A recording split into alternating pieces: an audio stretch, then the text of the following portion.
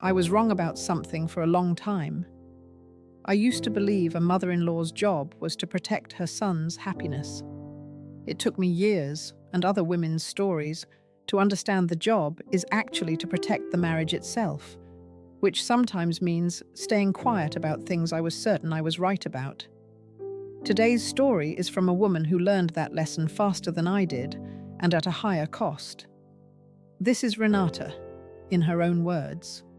My son Adam brought Priya home to meet me 2 months before their wedding, and I decided, within about an hour, that I knew things she didn't.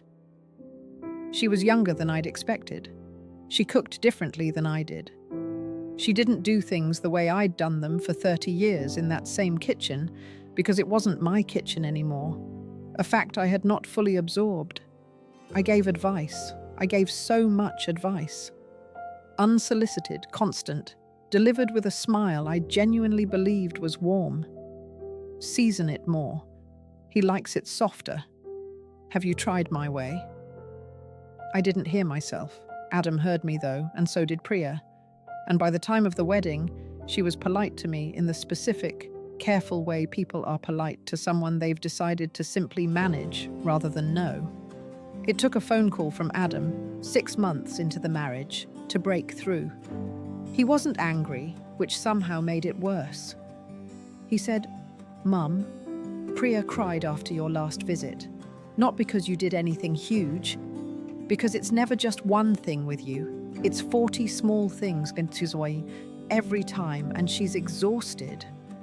40 some things. I sat with that phrase for a long time. Family therapists have a word for what I was doing. Enmeshment, the failure to let go of a role in someone else's life once that life no longer needs you playing it that way. I hadn't overstepped once. I'd overstepped constantly, in small enough doses that I never had to reckon with the total. I called Priya myself, which terrified me more than almost anything I've done as a mother. I didn't apologize in general terms.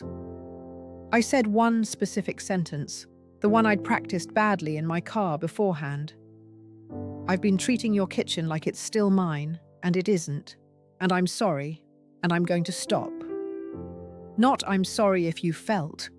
None of that. Just the plain thing. She was quiet for a second. Then she said, "Okay." Just that. It wasn't forgiveness yet.